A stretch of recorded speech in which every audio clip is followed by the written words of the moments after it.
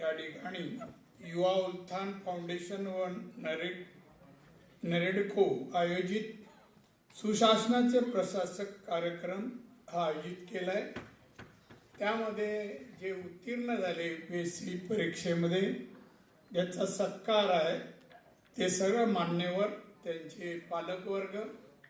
त्यामध्ये एक मुलगा या सुरुवातीला अंध मुलगा श्री गौरव मालक आई आहे याचे मी मनोगत ऐकलेलं आहे आणि उपस्थित बंधू भगिनींनो आणि मित्र, हा मनोरंजनाचा कार्यक्रम नाही आहे, काही टाळ्या शिट्या, कृपया सिरियस घेतलं पाहिजे, गांभीर्याने घेतलं पाहिजे। आज प्रशासनातील अधिकारी झालेल्या लोकांचा आपण सत्कार करतोय। सत्कार शब्दाला फार अर्थ आहे। सत्कार कोणाचा होतो? त्या माणसाचा होतो, जरूर होतो। तो दिसण्यावर होतो, उंच आहे, कमी उंचीचा आहे म्हणून होतो नाही, गुणाचा सत्कार।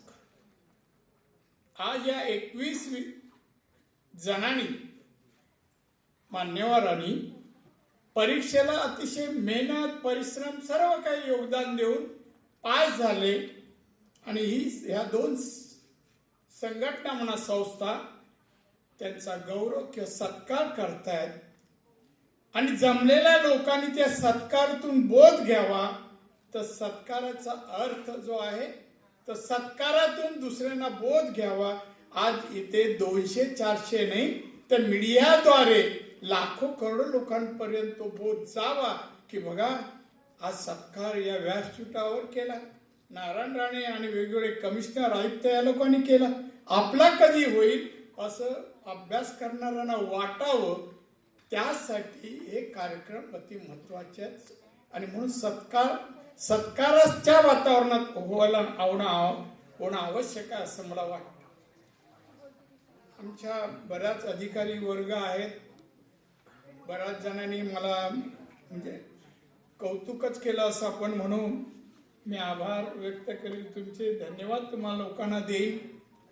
युवा उत्थान फाउंडेशन के माध्यम से 2017 से लास्ट 8 साल से हम UPSC केंद्रीय लोक सेवा आयोग नागरिक सेवा में जो उम्मीदवार हर साल पास होते हैं महाराष्ट्र से और इंडिया से, उनका सत्कार का प्रोग्राम हम हर साल रखते हैं। इससे कई सारे बच्चे जो देहातों से, ग्रामीण इलाकों से आते हैं या शहर से भी आते हैं, उनकी एक स्ट्रगल, उनकी अपनी एक स्टोरी होती है, तो वो स्टोरी हम समाज के सामने लाना चाहते हैं।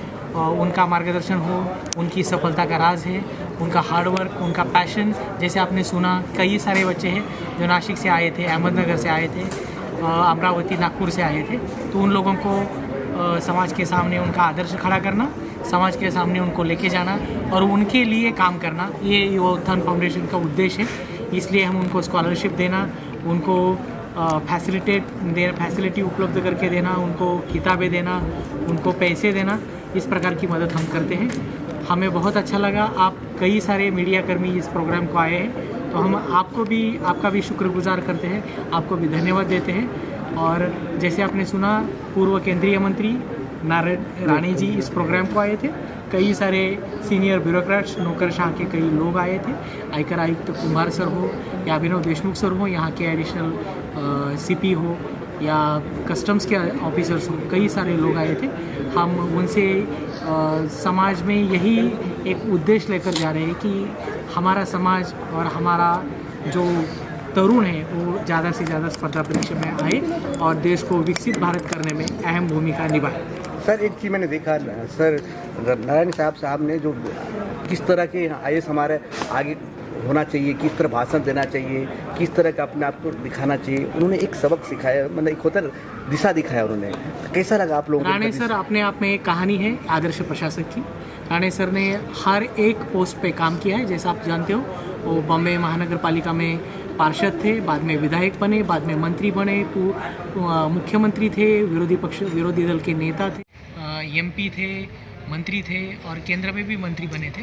तो इनके थ्रू हम यही मैसेज लेना चाहते हैं कि अगर आपको आपके ऊपर विश्वास हो, आप बदलाव करना चाहते हो, तो एजुकेशन के थ्रू ही बदलाव होगा, शिक्षण से ही एम्पावरमेंट होगा। इसी उद्देश्य से हम काम कर रहे हैं। आप कुछ बोलना चाहते सर? जैसे ये हमारे योगेश बिरादर जी है और ये हमारे दूसरे साथी है, ये भी आपके साथ बात करेंगे। एक लाइन में कुछ बताइए सर। नहीं, युवा उत्थान फाउंडेशन जो हमारी टीम है, ये टीम वर्क है। जो हर साल हम एक प्रोग्राम ऑर्गेनाइज करते हैं और टीम वर्क करते हैं, तो हमें बहुत अच्छा लगता है कि हर year every year we should arrange this programme and motivate the people and student. धन्यवाद। आप सर, आप कुछ बोलना चाहते हैं?